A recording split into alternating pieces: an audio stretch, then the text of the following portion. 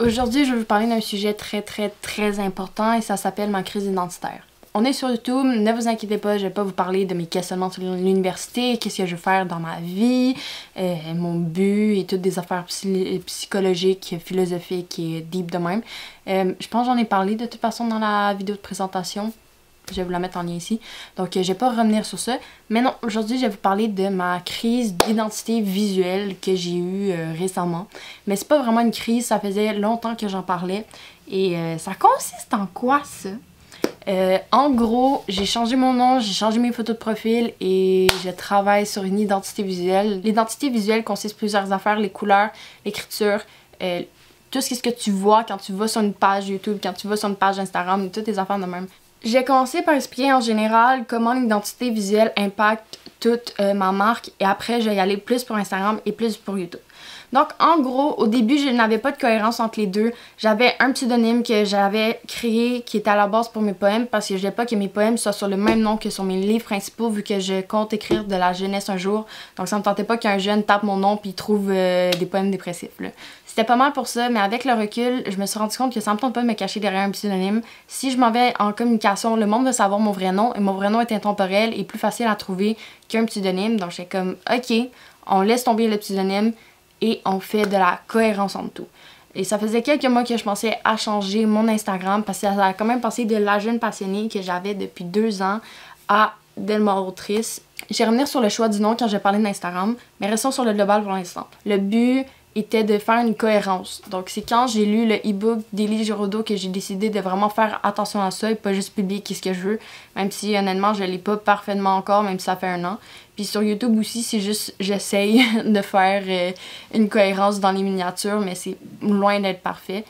Mais je suis pas une graphiste aussi, donc j'ai fait mon maximum. Il y a un détail que je veux dire, quand j'ai commencé à être sur les réseaux sociaux publics, mes idées étaient totalement différentes. Pour YouTube, j'ai commencé en 2020 et sur Instagram en 2022, donc en ce laps de temps, il y a beaucoup de choses qui ont évolué. Je suis encore jeune, mon identité visuelle n'est pas figée dans le béton, ça va sûrement changer, mais mon nom, j'ai décidé de changer pour la dernière fois et mettre mon vrai nom en moi pour qu'il soit plus simple à trouver et qui puisse durer dans le temps. Parce que honnêtement, la jeune passionnée, je me voyais pas nécessairement dans 10-15 ans encore l'utiliser et j'ai pas l'impression que les réseaux sociaux vont partir bientôt. Donc c'est pour ça, j'ai vraiment décidé de changer mon identité visuelle pour avoir une meilleure cohérence, pour que ça se trouve mieux et pour plein de petits détails de même. J'ai commencé ma chaîne YouTube en juillet 2022, donc pendant la pandémie. À l'époque, j'étais en concentration de théâtre et je faisais quand même beaucoup de critiques en revenant des pièces de théâtre et j'avais toutes les feuilles et j'aimais ça faire des critiques. Donc là, vu que j'avais pas mal de temps, j'ai décidé de suivre un peu le rêve que j'ai toujours eu d'avoir une chaîne YouTube et de faire des vidéos BookTube. Il y a un autre élément qui m'a aussi influencé, c'est le concours Lance-toi BookTube, je sais pas trop, je me souviens plus du titre. C'est un concours BookTube où t'envoyais une vidéo puis le monde jugeait. Je pense que j'ai fait 2 ans. Mais j'ai vraiment aimé ça le faire, donc là j'ai décidé de partir ma chaîne YouTube. J'étais sur une vieille tablette à côté sur des coussins sans micro avec le montage de ma tablette, donc la qualité est vraiment pas bonne, mais ils sont encore là. Et aussi quand j'ai commencé ma chaîne YouTube, le nom était D'eau folle. C'est un jeu de mots entre dauphin, de l'eau folle qui glisse entre les ruisseaux puis qui fait sa place, c'est plein de trucs de même que moi seul comprends. C'était vraiment pas pratique, ça je l'ai eu pendant quelques temps. Donc quand je suis revenue un peu plus sérieusement en fin 2022, j'ai décidé de rechanger mon nom pour aller vers le pseudonyme, donc Daphné Delmore. Et à ce moment-là, j'ai commencé à publier plus régulièrement, mais je faisais pas attention à mes miniatures, je faisais pas attention à tout ça.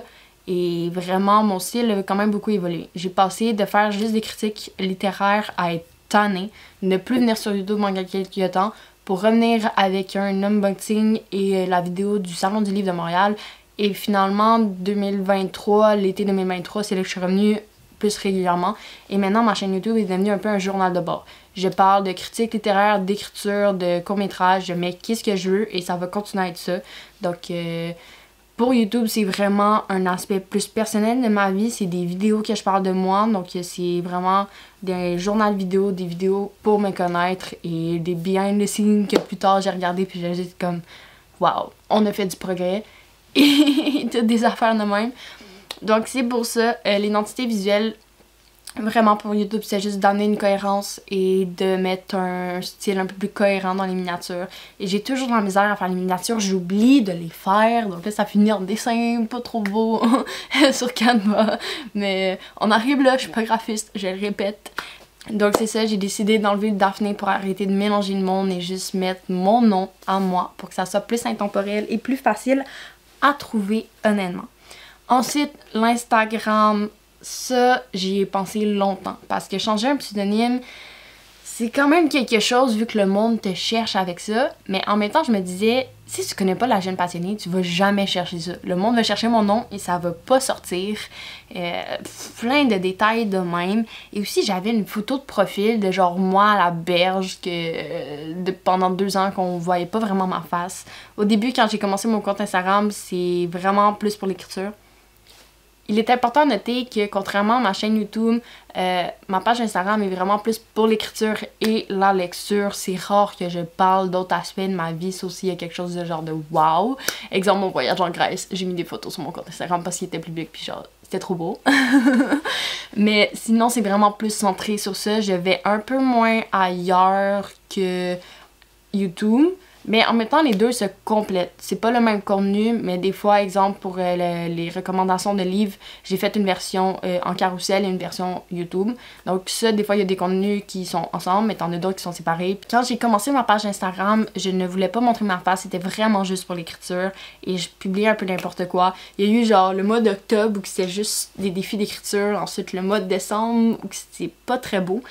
Mais important à noter, je ne supprime rien, tout est encore là, même la première vidéo de présentation de Dofol est encore sur ma chaîne YouTube. Je vais peut-être les enlever dans 2-3 ans quand je vais être comme à 20 ans et c'est un peu weird d'avoir des vidéos de toi à 15 ans. Mais pour l'instant, je les laisse parce que ça fait quand même partie de moi et j'aime voir l'évolution et je laisse accès à cette évolution-là. Je sais pas si c'est une bonne trace informatique, mais il n'y a rien de grave là-dedans. Donc c'est pour ça que je les laisse. J'aime quand même voir le progrès puis dire hey, j'ai commencé là, on a tous commencé à quelque part, regardez où je suis rendue. Mais le fait que maintenant je montre ma face, c'est une des affaires qui a quand même beaucoup évolué. Je pense que ça m'a pris 1 an avant de faire des reels avec ma face sur ma page Instagram. Et les photos de moi, il y en a presque pas beaucoup. Je parle beaucoup de mes livres. C'est plus vraiment dans mes reels qu'il y a ma face. Et je pense que j'ai mis comme 2-3 photos de moi parce que j'aime pas avoir des photos de moi. Les vidéos, ça me dérange pas, mais les photos, je suis pas fan. Donc c'est vraiment ça. Mais comme j'ai dit, j'ai commencé à me pencher un peu sur l'identité visuelle, sur les couleurs, avoir une cohérence. Il y a à peu près 1 an maintenant, mais c'est pas parfait. Mais c'est ça, la dernière étape qui me restait, c'était de me changer le nom. Et j'ai hésité à quoi prendre. Je voulais juste Delmore, mais il était pas disponible. Ça me tentait pas de mettre un point, une barre en dessous, un 2, un 0 à la place du O. Je voulais vraiment garder ça simple. Mais vu que c'est pas disponible, je voulais comme ok, il faudrait mettre un autre adjectif ou un autre mot. Et c'est là qu'est venu autrice. Je sais qu'il y en a qui hésitent à ce terme-là parce que c'est auteur avec un E ou autrice. J'ai regardé sur internet, les 2 techniquement sont acceptés. Et aussi, il y a un autre truc que j'ai regardé. C'est que j'ai créé mon nom pour une première fois, ensuite j'ai comme j'ai attendu un peu, j'ai annulé la modification, puis là j'étais allée voir dans mes abonnements. J'ai vu plusieurs personnes que je publiais, que je suivais, qui avaient autrice.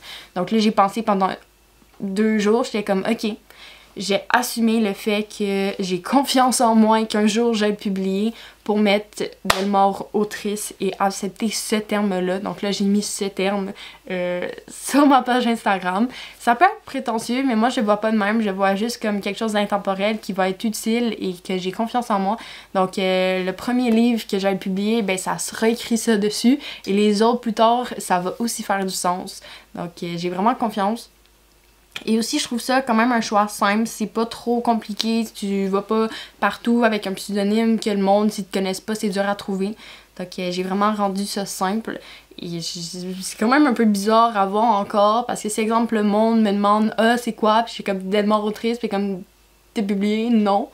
Mais ce n'est qu'une question de temps. Ce n'est qu'une question de temps avant que je sois publiée. Donc c'est ça derrière la décision. J'ai vraiment regardé des affaires de même. J'étais comme, ok, ça pourrait être intemporel. Donc, j'ai pas mis autrice sur ma chaîne YouTube, je pense pas. Mais Instagram, c'est juste vraiment parce qu'il y avait pas d'autre nom. Mais sinon, je vais juste avec Delmore maintenant, qui est le début de mon prénom et de mon nom de famille. Donc, ça, c'est pas mal le gros changement de ma page Instagram. Parce que, honnêtement, j'ai passé de la jeune passionnée à Delmore qui, comme tout changé, puis honnêtement, je sais même pas si le monde a fait le lien. Mais je sais que la première fois que j'ai répondu à une story d'Ellie, c'était juste comme, est-ce qu'elle va faire le lien que c'est moi aussi? Mais comme, elle me connaît pas personnellement, mais des fois, au fil du temps, tu reconnais comme les photos de profil. Mais là, genre, vu que j'ai changé ma photo de profil et mon nom en même temps, c'est comme si j'étais une nouvelle personne. Donc c'est quand même un gros changement, mais ça faisait longtemps que j'y pensais, ça faisait longtemps que je voulais une cohérence. Et comme je vous dis, c'est pas un coup de tête, mais c'était juste vraiment une idée et de se bâtir un meilleur futur. Donc c'est pas mal ça. Pour conclure, comme j'ai dit au début, mon identité visuelle va continuer à changer, je vais continuer à évoluer, je vais peut-être laisser tomber le rose pour Instagram, le bleu pour YouTube, pour faire d'autres choses. Peut-être qu'un jour j'ai engagé un graphiste, peut-être qu'un jour j'ai avoir une agence ou toutes des affaires de même, donc je sais pas ce qui va se passer. Pour l'instant c'est ça, mon nom risque de rester là parce que je veux pas le changer encore. J'ai hâte pour la suite et je suis contente de vous avoir avec moi pour la suite. Et sur ce, je vous souhaite une bonne journée ou un bon tout, peu importe quand vous m'écoutez. On se retrouve bientôt pour une nouvelle vidéo qui sera sur un sujet plus lié à l'écriture, toutes des affaires de même. En tout cas, bye bye, je vous souhaite une bonne journée.